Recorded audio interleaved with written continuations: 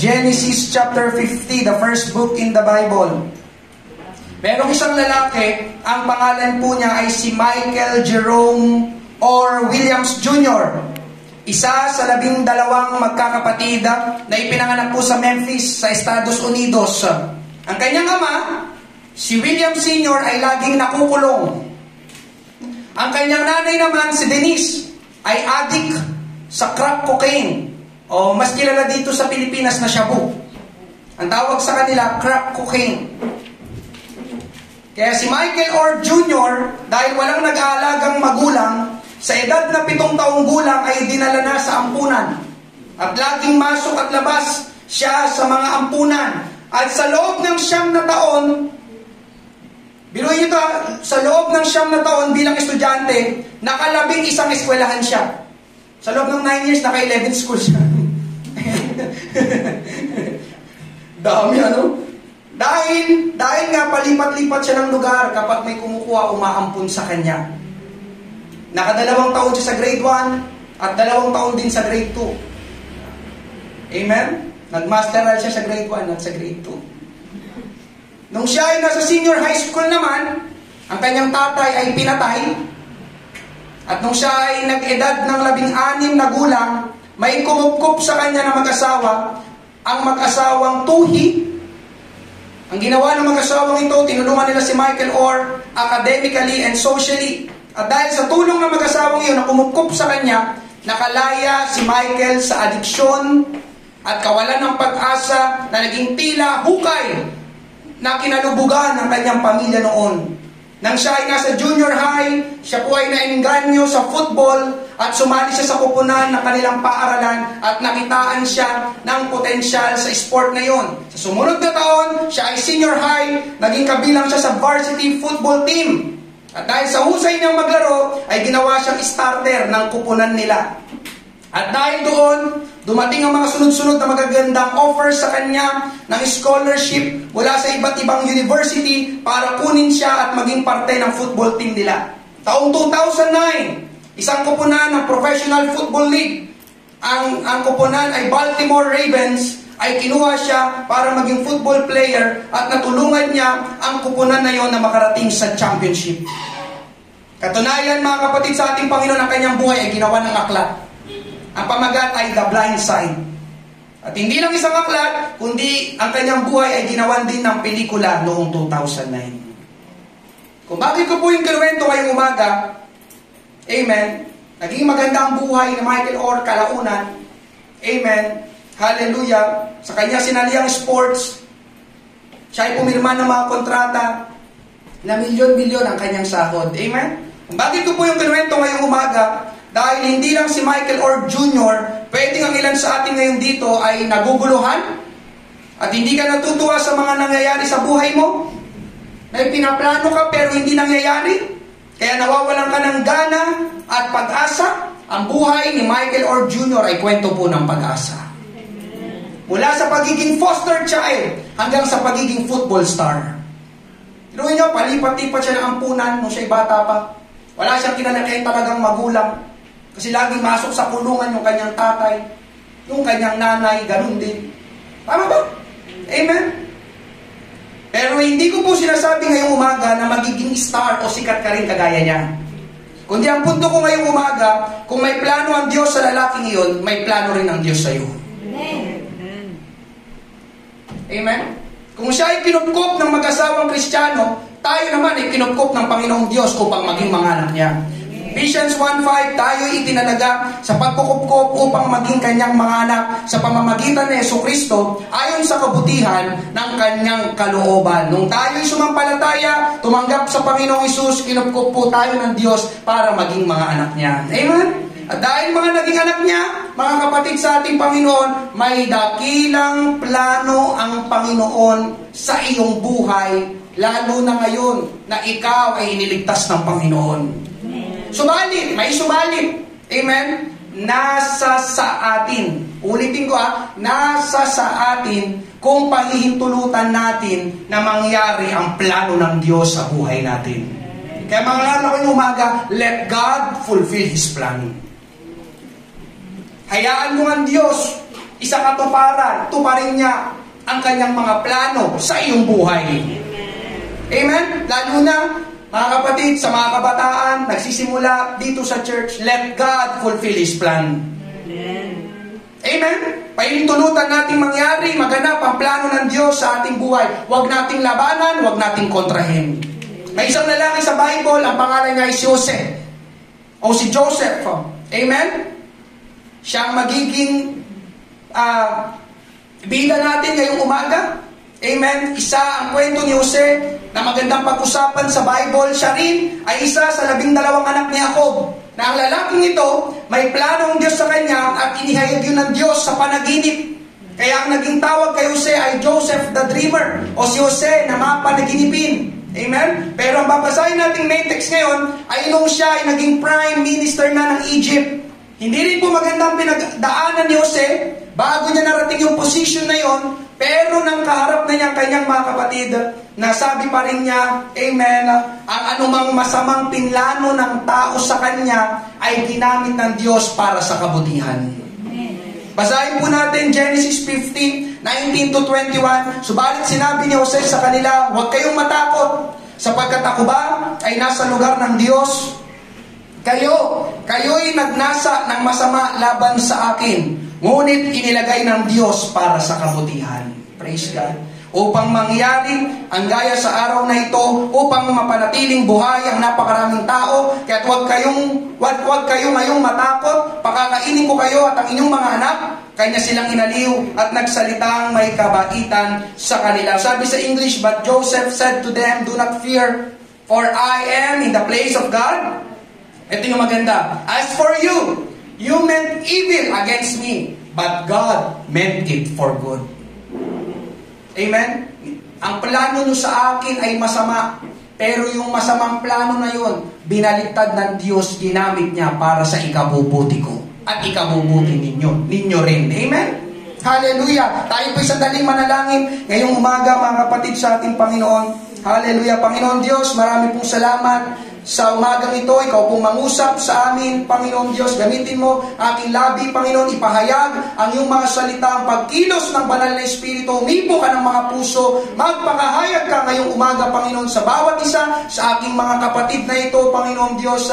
Huwag naming labanan, kontrahin, Panginoon, ang iyong plano sa aming buhay. Marami pong salamat. Ito pong aming panalangin sa pangalan ni Jesus. Amen. Let God fulfill His plan. Una po natin pag-usapan, God's precise plan. Amen. Una, mga kapatid, sa ating Panginoon, God has a plan. Amen. Nais kong malaman ng bawat isa, nakaharap ko ngayon, na ang Diyos ay may plano sa iyong buhay. Sabihin mo sa katabi mo, may plano ang Diyos sa iyo. May plano ang Diyos sa iyo. Yun ang totoo. Amen po ba? Mga kapatid, ito ang mabuting balita ngayong umaga. Kung ikaw ay walang kaplano-plano sa buhay mo, o maging ang magulang mo, wala ding plano sa iyo, sasabihin ko sa iyo, ang Diyos na nagligtas sa iyo may plano sa buhay mo. Amen. Amen. Kasi marami mga tao ganun wala ang kaplano-plano sa buhay. Amen. Pero ang Diyos merong plano sa iyong buhay. Amen? At yung plano niya, ang ikalawa, amen, precise plan. Ibig sabihin, yung plano ng Diyos, hindi bara-bara. Hindi malabo, hindi magulo. Kundi ang plano ng Diyos sa ating buhay, precise. Kapag sinabing precise, tiyak, eksakto. Amen? Kung paano may tiyak na plano ang Diyos kay Michael Orr, may tiyak na plano ang Diyos kay Jose, may tiyak na plano din ang Diyos sa bawat isa sa atin. Sabi, ganda ng isang quote, sabi ni Lisa Shell, I believe that God has a specific plan and a reason He created each one of us. Aniniwala siya ng Diyos, mayroong eksaktong plano at rason kung bakit niya nilikha ang bawat isa sa atin. Amen? At yun ang totoo, mga kapatid. Nabuhay tayo dito sa mundo, hindi lang para maging palamuti o para lang madagdagan ng populasyon. Alam niyo ba yun? God has a specific plan for you. Lalo na nang iligtas at daling ka ng Panginoon dito sa church. Amen? Si Jose, gaya nga sabi ko kanina, na naginip siya ng dalawang panaginip, at itong dalawang panaginip na ito ang plano ng Diyos sa kanyang buhay. Genesis 37, 5-7, talong tayo ng 9. Minsan ay nanaginip si Jose. Sinabi niya sa kanila, pakinggan ninyo ngayon, itong aking napanaginip. Tayo nagtatali ng mga bigkis ng trigo sa bukid, nang tumayo ang aking bigkis at tumindig ng matuwid, at ang inyong mga bigkis ay pumalibot at yumuko sa aking bigkis. Nagkaroon pa siya ng ibang panaginip at isinalaysay sa kanyang mga kapatid at sinabi, ako'y nagkaroon ng isa pang panaginip. Ang araw, ang buwan, at ang 11 bituin ay yumuko sa akin. Amen? Ito ang panaginip ng Diyos kay Jose. Inihayag niya sa panaginip. Ang tinutukoy niya dyan, na yung tumindig ng matuwid, siya yun. At sabi niya, yung mga bigkis na nakapalibot sa kanya, yun ay 11 bigkis, yun yung kanyang mga kapatid, yumukod sa kanya. Sabi pa yung sikalawang panaginip, ang araw, yung kanyang tatay, ang buwan, yung kanyang nanay, yung 11 bituin na kanyang mga kapatid, yumuko sa kanyang bituin. Amen? Ito yung panaginip ni Jose. At ito ang plano ng Diyos kay Jose. At ito yung gagawin ng Diyos kay Jose. Sa kalaunan, amen? Baka may magtanong po sa inyo mga kapatid, Pastor, kailan ako mananaginip ng ganyan? Para malaman ko ang plano ng Diyos sa aking buhay. Mga kapatid, hindi mo na kailangang managinip para lang malaman na may plano ang Diyos sa iyo. Amen? Ang gawin mo lang, kapatid ko sa ating Panginoon, pumunta ka lagi sa church, magbasa ng aklat na ito, sumunod sa kalooban ng Panginoon, malalaman mo na ang plano ng Diyos sa iyong buhay. Amen. Hindi yung Lord, matutulog na po ako ha. Amen. Lord, I pray managinip po ako ngayon kung ano plano mo. Nakasulat na dito lahat ang plano ng Diyos sa buhay mo. Amen? Amen. Ito, sa mga pangangaral na papakinggan natin, iyon na yun, naririnig mo na. Amen po ba? Hallelujah. Mga kapatid sa ating Panginoon, ako, hindi naman ako nanaginip. Pero habang ginagawa kong kalooban ng Panginoon, doon ko nalaman na tinatawag ako ng Diyos sa pagpapastor. Lord, magpapastor ba ako? Pag-isip, grabe. Ma, magpapastor daw ako. Habang sumusunod ako, ginagawa ang kalooban ng Panginoon, doon ipapaalam ng Panginoon ang plano niya sa iyo. Amen? Amen. Hallelujah. Thank you, Lord. Ngayon nga, mga kapatid sa ating Panginoon, ganun din, may gusto ang Panginoon na ipagawa sa atin. Amen?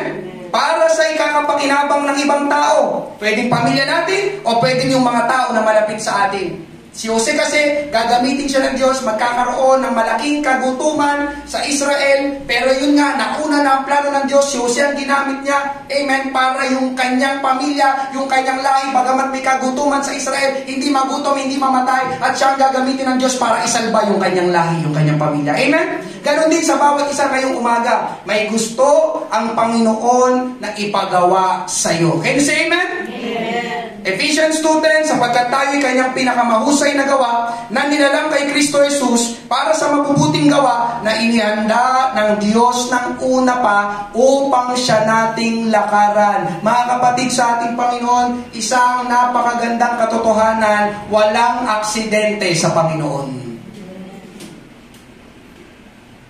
Anong ibig mo sabihin, Pastor? Sa binasa natin ito, may inihandang plano na agad ang Panginoon sa atin noong una pa lang. Amen? Una pa lang, may inihanda na ng Diyos upang siya nating lakaran. Andiyan pa po ba kayo? Di ba may mga magulang na nagsasabing, amen, wala nadisgrasya lang eh. Di ba?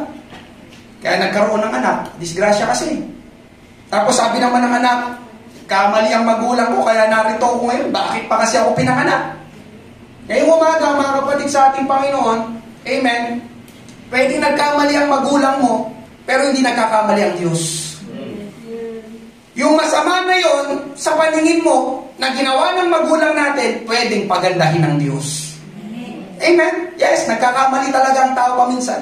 Kaya nga mayroong mga broken families katulad ni Michael Orr Jr., pero yung kanyang kalagayan, karanasan na yun. Diba? Nabasa natin yung kanyang buhay ngayon. Hanggang ngayon, buhay siya. Amen? Binaliktad ng Panginoon yung masama, pinaganda, pinabuti ng Panginoon. Amen? Pakinggan mo ito mga kapatid sa ating Panginoon. Hindi kailanman pahihintulutan ng Diyos na mangyari sa ibabaw ng lupa ang anumang bagay na wala siyang kaalam-alam. Amen? Ulitin ko, hindi kailanman pahihintulutan ng Diyos na mangyari sa ibabaw ng lupa ang anumang bagay na wala siyang kaalam-alam. Lahat alam ng Panginoon. Kaya walang aksidente sa Panginoon. Amen? Alam ng Diyos ang lahat ng nangyayari. Alam niya nung nabuntis ang nanay mo. Amen? Na noon pa lang may plano na ang Diyos para sa iyo ngayon. Lalo na sa mga kabataan na narito. At alam ng Diyos kung anong gagawin sa iyo. Amen? Katunayan mga kapatid, alam na ng Diyos na darating ang isang araw, mapapadpad ka dito sa Father's House Pateros. Hindi ito aksidente. Alam na ito ng Panginoon. Amen? Walang aksidente sa Panginoon. Wala. Kaya kung may magsasabi sa iyo na walang halaga ang buhay mo, hindi yung totoo. Sa Diyos may halaga ang buhay mo. Diba? May tiyak nga na plano siya para sa iyo. At kung may magsasabi sa iyo, naku ikaw, wala ka nang mararating. Amen. Hindi. Mga kapatid, sa Diyos meron kang mararating. Amen. Hallelujah. Iyon ang napakabuti sa ating Panginoon. Ikatlo, God's plan for you differs from others. Ang plano ng Diyos para sa iyo ay iba sa kanyang plano para sa iba. Kaya yung katabi mo ngayon, pwedeng iba ang plano ng Diyos sa kanya sa plano ng Diyos sa iyo. Amen ba ba? Amen. Hindi magkakapare-pareho ang plano ng Diyos sa ating buhay. Katulad ni Michael Orr, ang plano ng Diyos sa kanya ay maging football player. Pero tayo, hindi ko alam kung may magiging football player dito.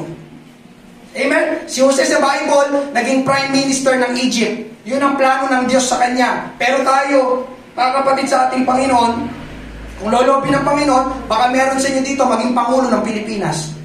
Di ba? Pwede. Kung yun ang plano ng Panginoon sa iyo. Amen po ba? Subalit isang bagay po sigurado ako, pakinggan mo ito kapatid, tandaan mo ito kapatid, iba-iba man ang plano ng Diyos sa bawat isa, pare-pareho namang mabuti ang plano ng Diyos sa bawat isa. Amen. Iba ang plano mo, ang iba ang plano ng Diyos sa iyo, sa plano ng Diyos sa katabi mo, pero parehas naman kayo, mabuti ang plano ng Diyos sa inyong dalawa, sa inyong lahat. Amen? Hallelujah! Thank you Lord. Kaya huwag kang maawa sa sarili mo, huwag kang maingit sa kanila, bakit sila naging artista, bakit sila sikat. Amen? Mga kapatid sa ating Panginoon, hindi mo kailangan sumikat para gumanda ang buhay mo. Ipagkatiwala mo sa Diyos ang lahat, aayos at bubuti ang buhay mo. Amen. Amen? Hindi ibig sabihin na hindi ka magiging kilala kagaya ni Michael o kasing taas ng posisyon ni Joseph sa Bible ay pangit na magiging buhay mo o pangit ang plano ng Diyos sa iyo. Hindi kapatid. Amen? Sabi ng ating Panginoon, Jeremiah 29:11, napakagandang talata, sapagkat batid kong lubos ang mga plano ko para sa inyo, mga plano hindi ninyo ikakasama, kundi para sa inyong ikabubuti. Ito'y mga plano magdudulot sa inyo ng kinabukasang punong-puno ng pag-asa. Palakpakan natin ang ating Panginoon. Hallelujah! Ito ang plano ng Diyos sa bawat isa. Hindi mo ikasasama, kundi yung ikabubuti. Kinabukasang punong-puno ng pag-asa. Iyon ang plano ng Panginoon sa iyo, kapatid ko. Amen. Hallelujah! Thank you, Lord. Amen. Ang Panginoon na nagsasalita dito. Ito'y sinasabi niya sa kanyang bayan, sa Israel. Amen? Pero nung tumanggap tayo sa ating Panginoon, tayo naging mga spiritual Israelites. Kaya yung plano ng Diyos, amen, sa kanyang bayan, plano na rin niya sa atin. Amen? Napakagandang plano ng ating Panginoon. Ikaapat, God's plan is always good and beneficial. Amen? Hallelujah! Una na, yung sinabi ko, yung talatang ito na binasa natin ay para sa kanyang bayang Israel. Nung sinabi ito ng Panginoon Diyos sa kanila, sila po ay mga bihag, mga alipin sa oras na ito. Pero sinasabi ng Diyos dito, sa kabila ng kalagayan nila, ay may gagawin pa rin ng Diyos na mabuti sa kanila. At yun po ito rin sa atin. Nang tanggapin natin ang Panginoon sa ating buhay, hindi man natin maunawaan ang mga nangyayari sa atin ngayon, may magandang plano pa rin ng Diyos sa iyo. Yun ang totoo mga kapatid. Kaya pa rin baliktarin at gawin ng Diyos na mabuti ang masamang kalagayan natin ngayon. Naniniwala ka ba? Amen. Amen. Ang plano ng Diyos sa atin ay mga planong hindi natin ikakasama, kundi ating ikabubuti. Ngayon, sabihin mo sa atin na hindi mabuti ang Diyos. Amen. Thank you, Lord. Ang Diyos ay may plano at yung kanyang plano hindi lang tiyak, hindi lang precise, kundi ang plano niya ay mabuti at ikabubuti natin. Amen? Kaya nga po ang pamagat ng pangangaral na ito ay let God fulfill His plan to your life. Amen? Bakit natin pahihintulutan ang plano ng Diyos? Dahil mabuti ang plano ng Panginoon sa iyo. Dahil mabuti ang iniisip ng Panginoon sa iyo. Amen. Dahil mabuti ang kinabukasang inihahanda ng Panginoon sa iyo. Amen? Kaya ngayong umaga mga kapatid sa ating Panginoon, bakit mo ipipilit ang sarili mong plano sa buhay mo? Andiyan ba mo ba kayo? Kalawang tanong, gaano ka kasigurado na ang plano mo ay mas mabuti pa sa plano ng Diyos? Gaano ka kasigurado na ang plano mo ay mas maganda pa at mas mabuti sa plano ng Diyos? Gaano ka kasigurado? Amen? May nakapagsabi nga ng ganito, if you want to make God laugh, tell Him your plan. Kung gusto mong matawa daw ang Diyos, sabihin mo sa Kanya ang mga plano mo.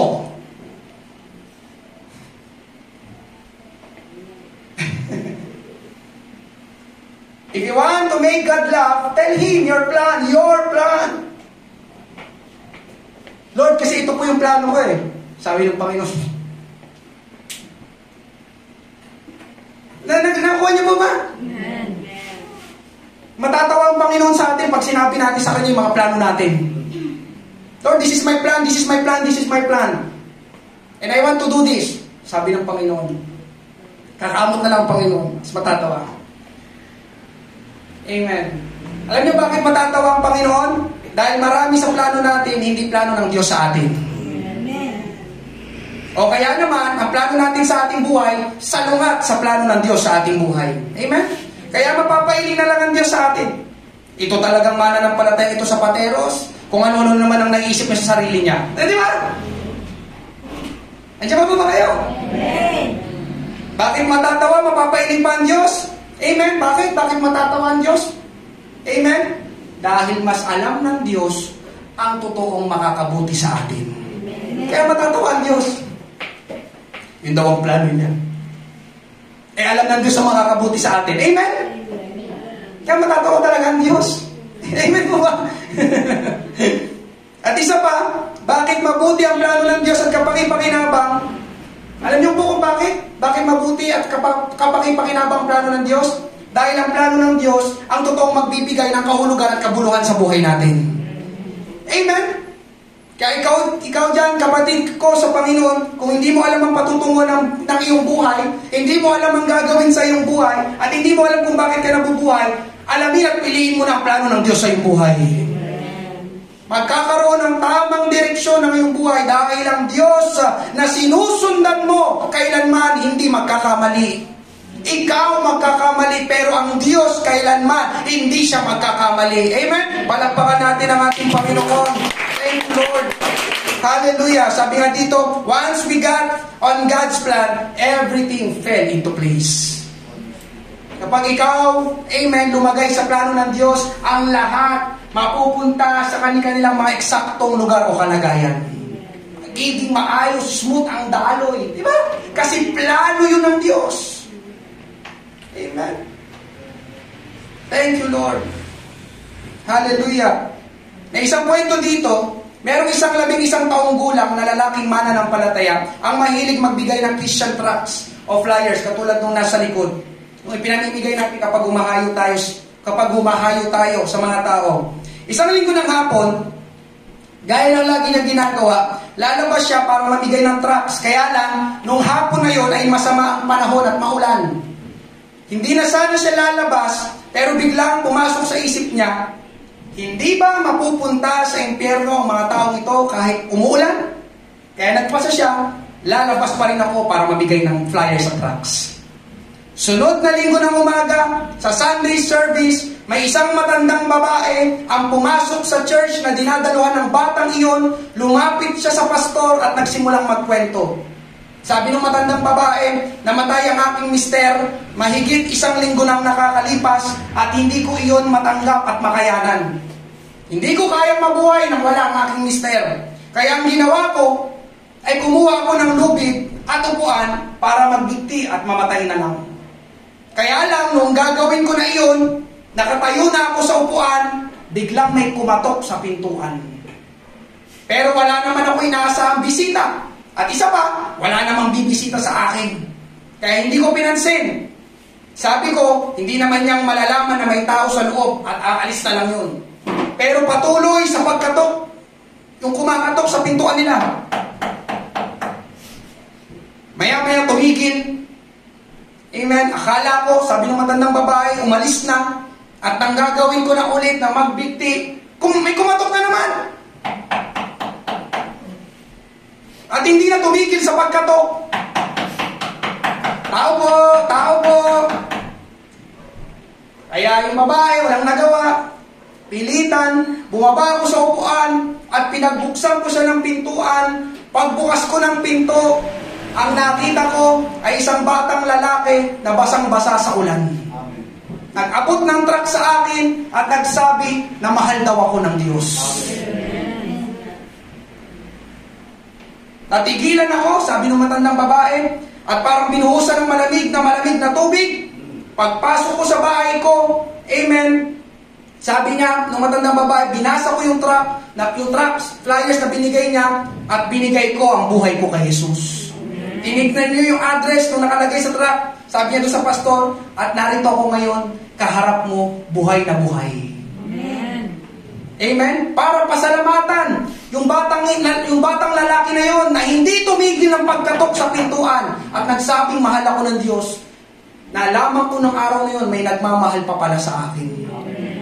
Amen? Mga kapatid sa ating Panginoon, yun ay napakagandang larawan. May magandang plano ang Diyos sa ating lahat.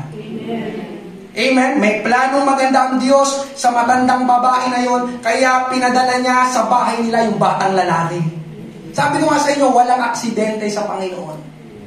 Alam niya yung gagawin ng matandang babae na yun, nung araw na yun, pinapunta niya yung batang lalaki. Di tumigil sa pagkatok. At yung batang lalaki, mga kapatid, habang siya ay sumusunod sa plano ng Diyos, hindi lang siya ang pinagpala, kundi naligtas pa yung matandang babae. Sa kanyang pagsunod sa plano ng Panginoon. Both win-win situation. Amen? God, pakinggan mo ito, God has a plan even when our world is upside down. Amen? Ngayon naman, mga kapatid sa ating Panginoon, opo, tama, may magandang plano ang Diyos para sa bawat isa. Kaya lang, pero, subalit, hindi yun automatic na mangyayari na lang basta sa atin. Anong ibig sabihin nun? Ikalawa, pag-usapan natin, God's preparatory process. God's preparatory process. Anong ibig sabihin niyan, Pastor? May proseso na kailangan daanan natin para tayo ay maihanda. Katulad po ni Jose, tiyak ang plano ng Diyos sa kanya. Inihayag pa nga ng Diyos sa kanya sa 2 panaginip. Nabasa natin kanina. Kaya lang po, mga kapatid, hindi po yung agad-agad nangyari. Dumaan pa ang ilang taon bago iyon nangyari. Amen? Ang iba po sa atin ngayon, lalo na yung mga matatagal ng Kristiyano, amen, alam na natin ang buhay ni Jose. Tama po ba? Alam na natin ang magiging ending ng kanyang kwento. Pero si Jose, hindi niya alam kung anong mangyayari talaga sa kanya. Wala siya nung nababasa na Bible na katulad natin ngayon. Walang mga pangangaral nung panahon niya. Amen? Hallelujah! Hindi niya alam kung anong pagdadaanan niya. Basta ang alam lang niya na naginip siya. Yun na yun. Amen? At itong kwento ni Jose ay pagpapakita na bago mangyari ang magandang plano ng Diyos sa ating buhay, mga kapatid, minsan may kailangan tayong daanan. Yes, tiyak, magandang plano ng Diyos, pero hindi agad yun ibibigay, isa sa katuparan ng Diyos. Meron muna siyang padadaanan sa atin. Amen? Ang tawag doon ay paghahanda, preparatory. para kapag dumating ng tamang oras ng Diyos, magamit tayo ng maayos ng Panginoon sa kanyang plano. Katulad ni Jose, amen, kung binigay agad ng Diyos ang plano niya kay Jose, alam niyo pong pwedeng mangyari? Pwedeng magmataas ang puso ni Jose. Piruin mo, labing isa niyang kapatid yuyuko sa kanya, pati yung tatay niya, yung nanay niya yuyuko sa kanya. Amen? O, tingnan niyo, sabi sa inyo tama pa naginip ko nung nakaraang linggo yuyukod kayong lahat sa akin. Ayaw niyo pang maniwala. O, ano kayo ngayon? O, diba? Lumuhod kayo sa akin lahat ngayon. O, di ba? Amen? Kabataan si Jose dito. Ibig sabihin ng kabataan, inexperienced, immature. Di ba? Ganun, di ba? Laging gusto siya, lagi ang bida. Di ba ganun mga kabataan? Kung ginawa agad ng Diyos yung plano niya kay Jose, di ba? Nagmataas si Jose. O, di ba? Nanaginip ako. Yukod kay lahat sa akin. Amen? Kaya hindi muna pinahintulutan ng Diyos na mangyari. Anong nangyari? Pinadaan siya ng Diyos sa mahihirap na pangyayari sa kanyang buhay. Maganda itong kwento ni Joseph. Amen? Basahin natin pag-uwi. Sabi sa commentary, yun daw po kanyang pinagdaanan ay 3 forms of abuse. Mula sa mga tao na dapat ay inibig siya, dapat ay pinarangalan siya, at dapat ay inalala siya. Una pong nangyari mga kapatid sa ating Panginoon, yung pamilya niya na dapat ay inibig siya, ang nangyari nagalit at ibinenta siya.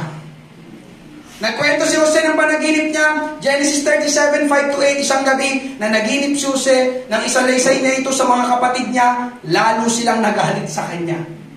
Sapagkat ito ang isinalaysay niya, na naginip ako na habang naroon tayo sa bukid na nagbibigkis ng mga uhay, bigla na lang tumayo ang ibinigkis ko at pinaikutan ito ng inyong mga ibinigkis na uhay na nakayuko.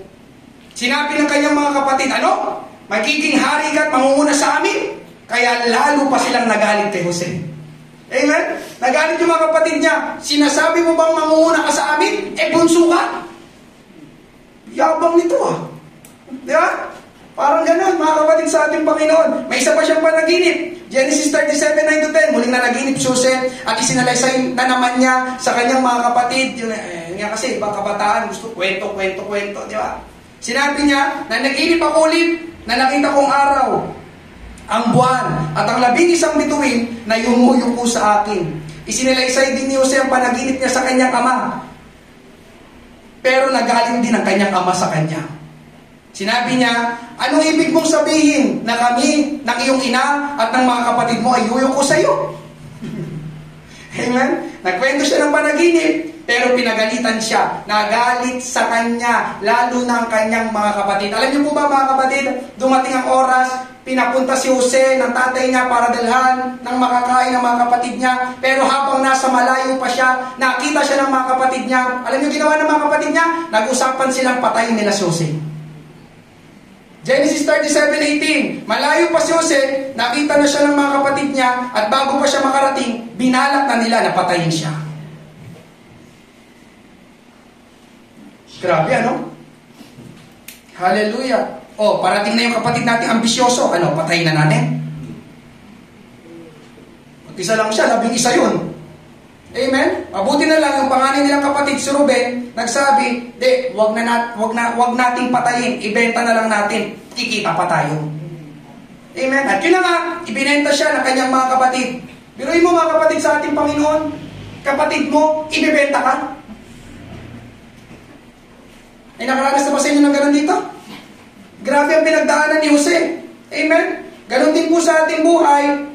Paminsan, may mga kamag-anak tayo na hindi matutuwa at pagsasalitaan ka ng hindi maganda kapag sinabi mo sa kanila ang plano ng Diyos sa iyong buhay. Tama po ba? Tama ako, tama ako. Alam mo ba, ito palang plano ng Diyos. Sabi ng tatay mo, manahimik ka.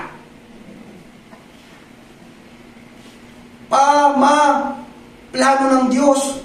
Maglingkod ako sa Kanya. Ha? Anong pinagsasasabi mo? Ha? Nababaliw ka na ba? Walang kwarta dyan. Anak, ang pangarap ko sa'yo, maging Miss Universe. Pag-artista ka na lang, anak. Diba? Sa halip na suportahan ka, dahil para sa Panginoon ang ginagawa mo, kung ano-anong maririnig mo sa kanila. Amen. Andiyan pa po ba kayo? Amen. May pagkakataon na pamilya mo pa ang unang hahadlang sa plano ng Diyos sa iyong buhay. Yung mga kasama mo sa bahay. May plano ang Diyos, tiyak, eksakto, napakaganda, napakabuti, pero hahadlangan yan ng pwede ng iyong pamilya. Ang ginawa kay Jose, binalak nilang patayin si Jose. Patayin na lang natin. Di ba? Plano ang Diyos sa kanya. Mga pamilya niya, mga kamag-anak niya, sirain natin. Amen. Ang plano ng Diyos sa lalaking ito. Parang gano'n. Amen. Kalawang nangyari, nung siya ay naroon na sa Egypto, siya ay naging alipin at napunta kay Potiphar. Ito po ay isang opisyal ng paraon. Pero habang naroon si Jose, amen, pinagpapala pa rin siya ng Panginoon sa lahat ng ginagawa niya at nakita iyon ni Potiphar. Kaya pinagkatiwalaan niya si Jose ng lahat sa bahay at ari-arian niya. Kaya lang ang problema, yung asawa ni Potiphar, si Mrs. Potiphar, nagkagusto kay Jose. At tinutokso niya, Jose, CJ, wala si Mister. Halika, dito tayo sa kwarto. Jose,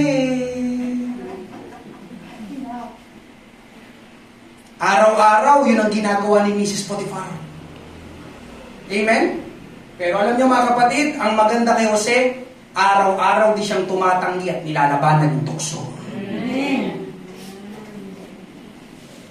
Genesis 39:7 tapos 10, hindi nagtagal, nagkagusto sa kanya ang asawa ng kanyang amo, si Potiphar. Inakit niya si Jose para sumiping sa kanya. Kahit araw-araw ang pang-aakit ng babae kay Jose na sumiping sa kanya, hindi pa rin siya pumayag. Praise God. Hindi siya natukso. Thank you, Lord. Diyan pa po ba kayo? Amen. Kaya lang isang araw, hindi na nakatiis si Mrs. Potiphar. Kaya ang ginawa ni Mrs. Potiphar, inawakan niya na si Jose sa damit na pinipilit siyang sipingan nito. Pero nagmadaling tumakbo si Jose, patakas, papalayo. Amen? Naiwan, kaya lang ang nangyari, naiwan ni Jose ang damit niya sa mga kamay ni Mrs. Potiphar at biglang nagsisigaw si Mrs. Potiphar, Ray! Ray! Ray! Tulong! Inakusahan si Jose sa kasalanan na hindi niya ginawa. 39 verses 13 to 14, nang makita ng babae na nakalabas si Jose at hawak niya ang balabal nito, tinawag niya ang kanyang mga alipin at sinabi, tingnan ninyo, dinalan tayo rito ng asawa ko, ng isang Hebreo para hamakin tayo. Alam nyo ba na pumasok siya sa silid ko para pagsamantalahan ako, pero sumigaw ako. Iniba niya ngayon yung kwento. Amen? Ano naman po ang ipinapahiwatig nito sa atin? Kung hindi pamilya ang hahadlang sa plano ng Diyos sa ating buhay, maaaring ibang tao. Una, pamilya niya. Pangalawa, napunta sila Ehipto, naging katiwala ni Potiphar. Andyan naman yung asawa ni Mrs. Potiphar na hindi niya kaano-ano. Diba? Tinutokso siya. Amen. Ito ay pwedeng mga kapitbahay, kaibigan, kaklase, katrabaho. Amen. Alam niyo mga kapatid, sa ating Panginoon, itong totoo, magsasalita din ang mga taong yun laban sa iyo ng hindi totoo. Amen. Amen. Based on true story, Amen. At yung tao, o mga tao na yon, anong gagawin nila? Araw-araw ka rin nilang tutoksuhin. Hanggang sa bumigay ka at mawala ka ng tuluyan sa plano ng Diyos. Jose, araw-araw, di ba sabi kanina, Jose, halika na, umalis na ang aking darling. Sabi ni Jose, di ba? Hallelujah. Kahapon sa aming sharing, umaga dito, tinanong ko sila, bakit kailangan tayong magtiis bilang mananampalataya? Tanong kami, inisa-isa ko silang sagot. Maganda yung sinagot ni Sister Lou. Ang sabi niya, dahil po maraming tukso. So sabi ko, Luke, yan ba yung nararanasan mo ngayon? Hindi, biro lang. Totoo yun mga kapatid sa ating Panginoon. Amen? Sa ating kapanahunan, napakaraming tukso. Tutuksuhin ka. Amen? At ang mga tukso ngayon, nariyan na sa gadget na hawak-hawak mo. Nandito ang sugal. Nandito na, di ba? Nandito na rin ang porno. Nandito ang mga games. Nandito rin ang mga chat ng mga kaibigan mong unbelievers. Nandito lahat ng tukso. Hindi mo kailangan lumabas ng bahay. Kaya pagbukas mo pa ng cellphone mo, Timothy, buksan mo na yung cellphone mo, CJ, Kelsey, Julie. Halika na, huwag ka nang mag-church ngayon. Birthday ni ano, maraming pagkain doon. May inuman pa. Saan ka pa? Anong gagawin mo, kapatid sa Panginoon? Si Jose, tumakbo, palayo. Ikaw, Pastor, tatakbo din ako. Pero papalapit.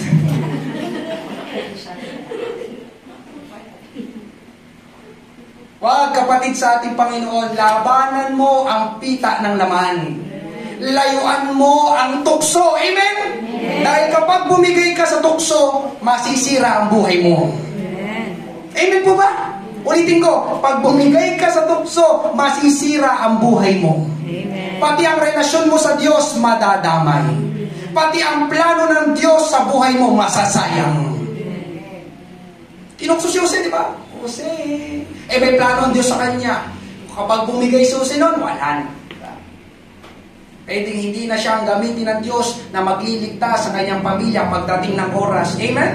Hallelujah. At dahil nga po dahil sa akusasyon, amen, ganun din mga kapatid, kagaya na sinabi ko, ganun din, sisiraan ka ng tao. Amen? Hallelujah. Magsasabi sa iyo ng hindi magaganda, ayan, kunwari lang na nagsisimba. Kapag natukso ka, di ba, nagalit ka, pumatol ka, lalong masisira ang iyong testimony. Amen? Ipagpasa Diyos mo na lang. Nandiyan pa po ba kayo? Ngayon, ang nangyari, dahil sa akusasyon ng asawa ni Potiphar, nakulong si Jose. Sa halip na parangalan siya, dahil po si Jose, ginagawa niya ng tapat ang trabaho niya, pero kinulong siya dahil sa maling akusasyon. Rape! Nagalit niyo si Potiphar. Kulong! Dapat lang yan, mabulok sa kulungan. At doon sa kulungan, ikatlong nangyari, amen, ang nangyari ay kinalimutan si Jose. Masakit din dito. Tama po ba? Masakit ang nakakalimutan. Doon sa kulungan, may nakilala siyang dalawang tao. Yung isa, ito yung mga tauhan ng Faraon, yung isa ay cupbearer, yung isa ay baker. Mga nakulong din. Nanaginip yung dalawa. At yung panaginip nila, ininterpret ni Jose. At ayon sa panaginip nila, yung cupbearer ay makakalaya sa bilangguan, pero yung baker ay ipapapatay. At ayun nga mga kapatid, nangyari nga doon sa dalawa, yung panaginip nila. At nung nangyari na, makakalaya ng cupbearer, bago siya lumaya, diba, nagsabi si Jose, kapag naroon ka na ulit sa harapan ni Paraon, alalahanin mo ako para makalabas na rin ako dito. So nakalabas yung cupbearer, kaya lang ang nangyari ay nakalimutan siya ng cupbearer. Genesis 40:22-23, nangyari lahat ang sinabi ni Jose sa kanila, pero hindi naalala ng pinuno ng mga taga-silbi ng alak si Jose. Hindi niya na naalala. Amen. Alam niyo nangyari mga kapatid, 2 taon pa ang lumipas. Naroon si Jose sa bilangguan. 2 taon! Naghihimas ng rehas. Bakit ako nandito? Wala naman akong ginagawang masama. Pero yung mga pinagdaanan ni Jose, ibinenta, diba? Siniraan, inakusahan, ngayon naman kinalimutan. Amen? Walang nakakaalala sa kanya. At ganoon din mga kapatid sa ating Panginoon, may mga oras sa ating buhay na para bang kinalimutan tayo ng mga tao na tinulungan at pinahalagahan natin.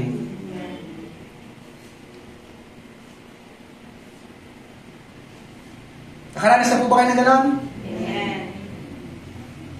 May mga oras sa ating buhay na para bang kinalimutan tayo ng mga tao na tinulungan at pinahalagahan natin. Nung sila ay pinagpala na, nakalimot na. Pero nung sila ay walang-wala, di ba, lagi mo silang katabi, kadikit. Pare, meron ka ba dyan? Libre mo naman muna ako. Pero nung okay na lahat, bye-bye. Kaya ang tendency, mga kapatid, sa ating Panginoon, naghihinanakit tayo, di ba? Sumasama ang loob natin. At dahil nababalot ang puso natin ng sama ng loob, nakakagawa tayo ng mga maling pagpapasya. Pati ang Diyos, pati ang church, nasisisi natin. Plano ng Diyos, plano ng Diyos. Wala naman ako napala. Nakalimutan na din ata ako ng Diyos. Huwag na nga mag-church. Amen? Mga kapatid ko sa Panginoon, ngayong umaga, si Jose dumaan sa tatlong mahihirap na sitwasyon, ibinenta, inakusahan, kinalimutan. Pero ibig bang sabihin nun na nakalimutan na siya ng Diyos? Grabe mga pinagdaanan niya, di ba? Ang ganda ng panaginip ni Jose. Oh, sarap ng gising. Grabe panaginip po. Ang ganda naman. Kaya lang, pinag-usapan natin ngayon yung kanyang buhay. Amen. Hindi na kaya mangyayari ang plano ng Diyos sa kanyang buhay? Hindi, mga kapatid. Amen. Sa lahat ng pangyayari na dinaanin ni Jose, kasama niya palagi ang Diyos.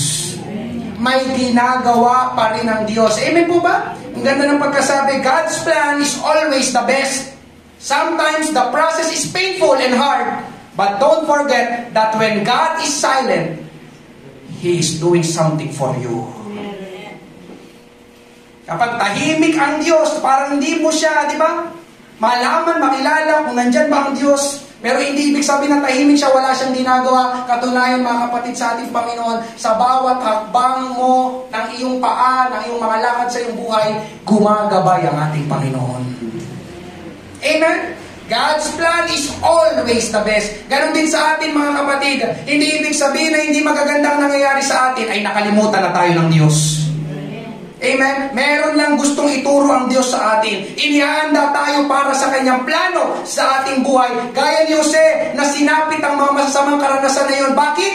Bakit niya sinapit? Dahil may gustong ituro at inabas ang Diyos sa kanya. Alam niyo po ba, mga kapatid, sa ating Panginoon, naniniwala ko, bawat isa sa atin dito, may magandang katangian na nasa atin. Amen? Kaya lang hindi lumalabas, ang kailangan para lumabas paminsan, pinipiga. Alam niyo, sino dito may sponge? Diba? Ang sponge, kapag piniga mo, lalabas ang tubig.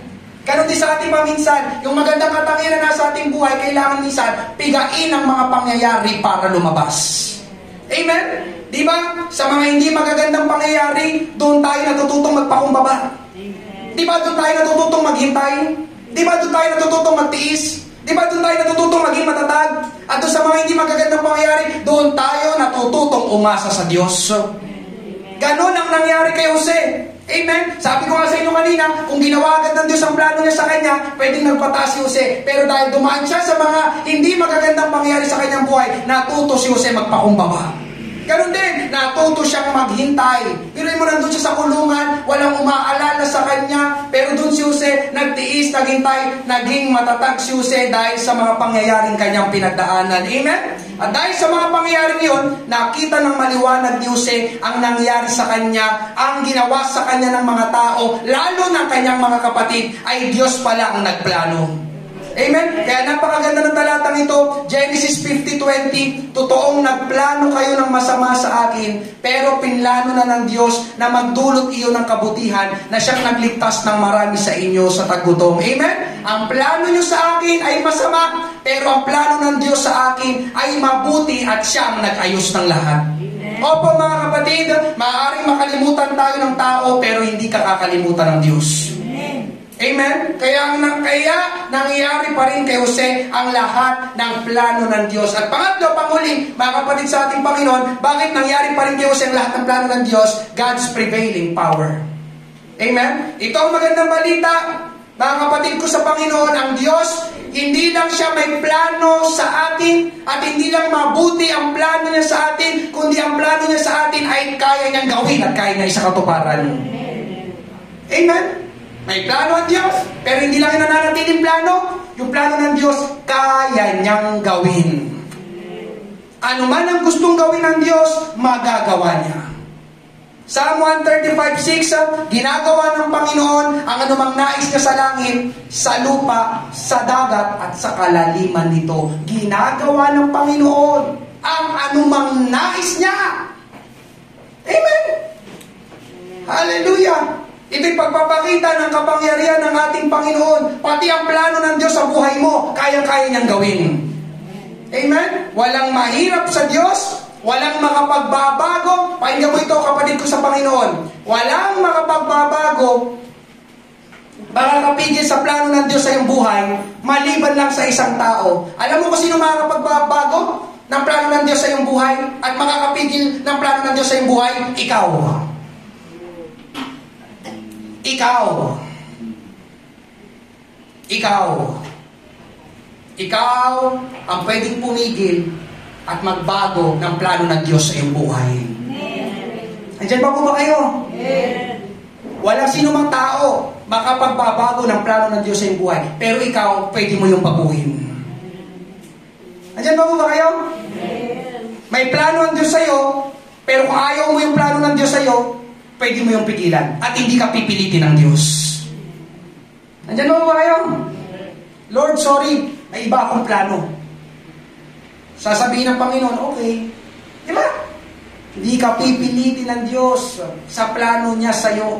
Amen? Pero lagi natin tandaan ito, mga kapatid, sa ating Panginoon, wala tayong mababasa sa salita ng Diyos na mas mabuti ang plano natin kaysa sa plano ng Diyos. Wala. Wala tayong mababasa dito na mas maganda ang plano natin kaysa sa plano ng Diyos. May nabasa ba kayo?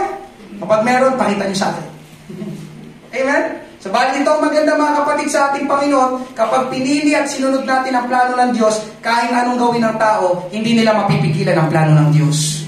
Amen? Ganun ang nangyari kay Jose. Sinira ng kanyang mga kapatid ang kanyang buhay, sinira ng asawa ni Potiphar ang kanyang reputasyon, kinalimutan pa siya ng kabera na kanyang tinulungan, pero natupad pa rin ang plano ng Diyos sa kanya. Amen? Hindi yun napigilan ng mga pangyayari. Dahil itong sabi ng Panginoon, Proverbs 19:21, marami tayong mga pinaplano, ngunit ang kalooban pa rin ng Panginoon ang masusunod. Hallelujah! Hallelujah! Marami tayong pinaplano, pero ang kalooban pa rin ng Panginoon ang masusunod. Many are the plans in a person's heart, but it is the Lord's purpose that prevails. Kapag ang Diyos nangako, tutuparin niya. Kapag ang Diyos nagplano, gagawin niya. Bakit? Dahil siya ay Diyos at dahil kaya niya. Palakpakan natin ang ating Panginoon. Kaya ngayong umaga, mga kapatid, sa ating Panginoon, bakit pa natin ipagpipilitan ang sarili nating plano? Amen? Ang gawin natin ngayong umaga, napakinggan natin ang pangaral na ito, umayo na tayo sa plano ng Diyos. Amen? Isama mo na rin ang iyong pamilya. Di ba? Pangawakan natin ang plano ng Diyos dahil kailanman, kagaya na sinabi ko kanina, ang Diyos ay hindi nagsisinungaling at mangyayari ang plano ng Diyos sa ating buhay. Amen? Hallelujah! Napakabuti ng ating Panginoon. Pagtatapos ngayong umaga, may dalawang bagay na kailangan tayong gawin para mangyari ang plano ng Diyos sa ating buhay. Una, syempre, panghawakan mo yung plano ng Diyos. Huwag mo ipagpilitan yung sa'yo. Pinapipilitan mo sa'yo, gusto mong mangyari ang plano ng Diyos sa iyong buhay. Hindi mangyayari. Amen po ba? Kumapit ka lang. Magtiwala ka lang sa Diyos. Alam ng Panginoon ang lahat ng nangyayari sa atin. Tama po ba? Ganon ang ginawa ni Jose. Diba? Sa lahat ng hindi magandang nangyari sa kanya, wala tayong mababasa na pinabayaan niya, binitawan niya ang plano ng Diyos o iniwan niya ang Diyos. Wala. Amen? Habang patindi ng patindi yung kanyang nararanasan, mas lalo siyang kumapit at nagtiwala sa Diyos. Lord, wala na akong kakampi, ikaw na lang. Kaya sa iyo na lang ako lalapit at magtitiwala. Amen? Kaya pwede mo rin sabihin yun, Panginoon, hindi ko alam eksaktong nangyayari sa akin ngayon, pero ikaw, Panginoon, alam mo. Di ba? Lord, hindi ko maintindihan bakit ganito. Anong nangyayari? Pero alam ko, Panginoon, nagtitiwala ako sa iyo. Alam mo nangyayari sa atin. Kaya nagtitiwala ako sa iyo. Amen? Hallelujah! Kaya ano man ang nangyayari sa atin, mga kapatid, patuloy tayong magtiwala sa Diyos. Amen? Kayang baliktarin ng Diyos ang masamang sitwasyon mo papunta sa mabuting sitwasyon. People meant it for evil, but God meant it for good.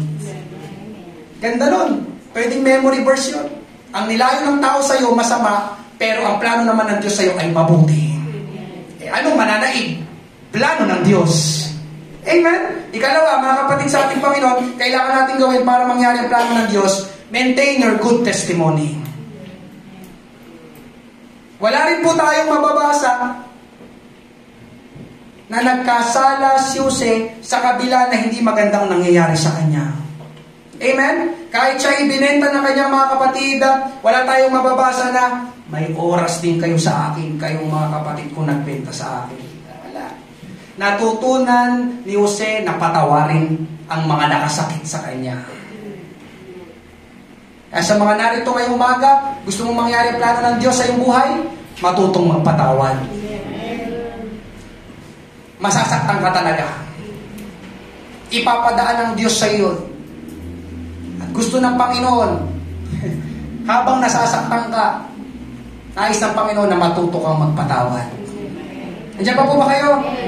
Ganon din sa asawa ni Potiphar, hindi sinabi ni Jose, di ba, paglabas ko dito sa kulungan, babalikan ko yung babaeng yun, maghahalo ang balat sa tinalupan.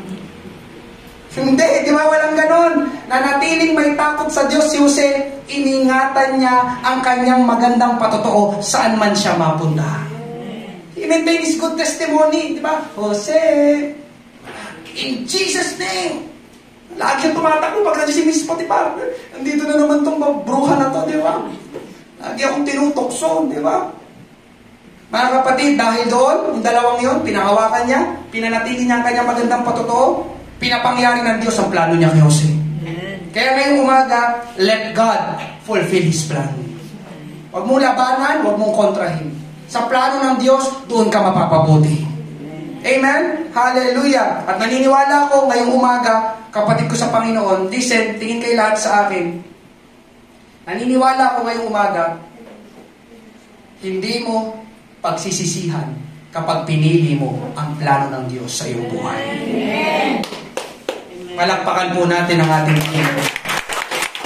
Kahit na magsiwang lahat, hindi mo pagsisisihan. Amen. Wala akong narinig na gano'ng testimony. Panginoon, Pastor, simula ng ginawa kong plano ng Diyos, sising-sisi ako. Wala akong gano'ng na, diba? Ilang taon na akong Kristiyano, wala akong narinig na gano'ng testimony. Hallelujah. Thank you, Lord. Sa mga bago, first time ngayong umaga, thank you, Lord. Hindi mo pa tinatanggap si Jesus sa iyong buhay, itong tamang pagkakataon. Mabuti ang ating Panginoon. Amen. At sa kanyang kabutihan, siya ay merong magandang plano sa iyong buhay. Hallelujah. Ibigay mo lang, tanggapin mo si Jesus sa iyong buhay, at tanggapin mo rin ang kanyang plano sa iyong buhay. Meron ba ngayong umaga? Amen. Hindi mo pa tinatanggap si Jesus, si Jesus sa iyong buhay, itong tamang pagkakataon. Hallelujah. Meron po ba sa aming kalagitnaan? First time. Thank you, Lord.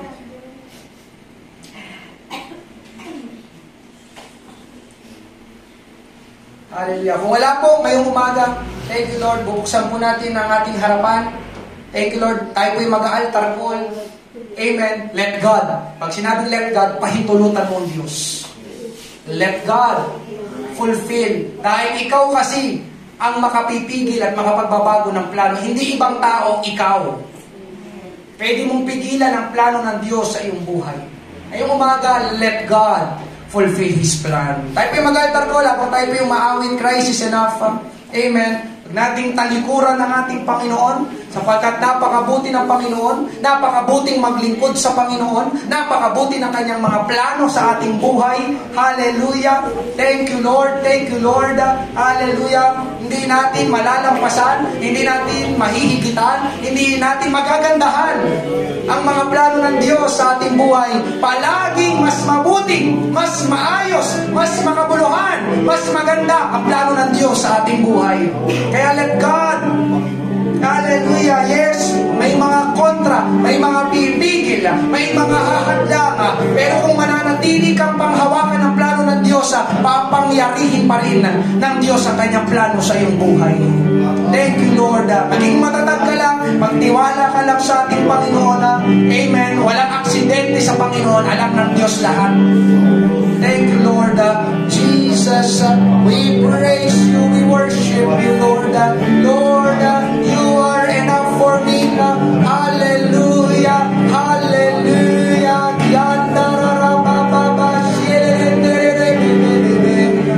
Glory, glory, glorify your name. Tulungan mo ang aking mga anak na ito, Panginoon Diyos. Ano man ang kanilang pinagdadaanan, Panginoon, sa mga oras na ito, Panginoon, mga mabibigat na pasanin, Panginoon Diyos, at tila ba, Panginoon, merong laban at hadlang, Panginoon, sa aming paglapit sa iyo, Panginoon Diyos, sa aming paglilingkod sa iyo, Panginoon. Tulungan mo kami, O Diyos, piliin ka pa rin namin, habulin pa rin namin ang iyong magandang plano sa aming buhay, Panginoon, sapagkat kung wala ka, ay wala kaming magagawa, Lord. We are nothing without you, Lord. Hallelujah! Hallelujah! Praise God!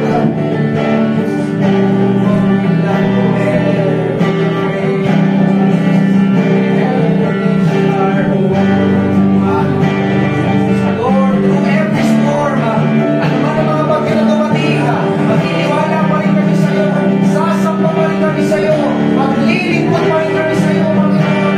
Hallelujah! Thank you, Lord!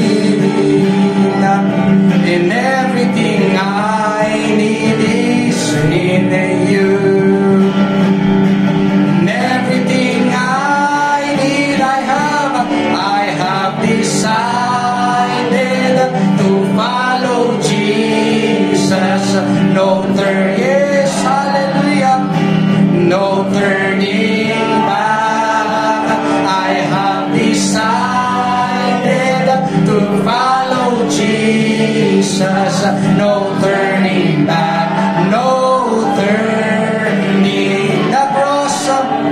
The cross before me, the world behind me.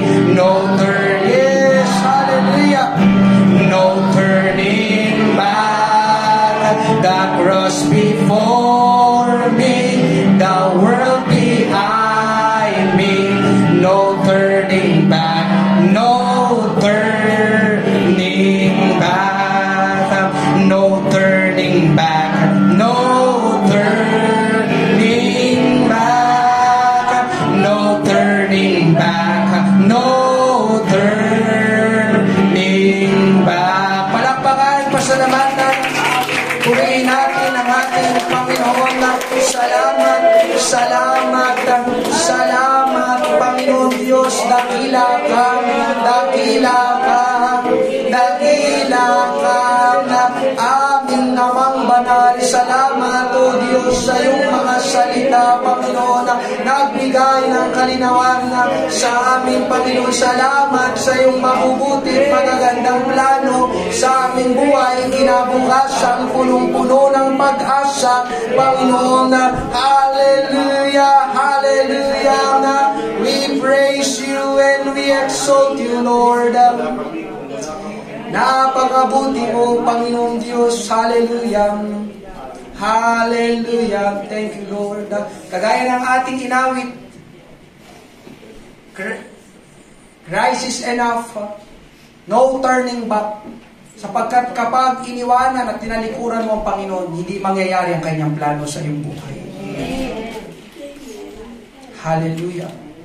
Thank you, Lord. Ang kapatid sa ating Panginoon, baunin natin, amen, pangangaral na ito, let God fulfill His plan. Hallelujah. Walang aksidente sa Panginoon. Lahat ng nangyayari sa iyo, alam niya.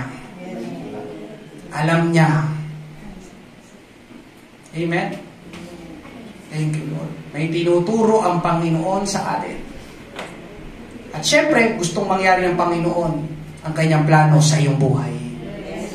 Hallelujah. Kaya panghawakan, magtiwala ka lang sa Diyos.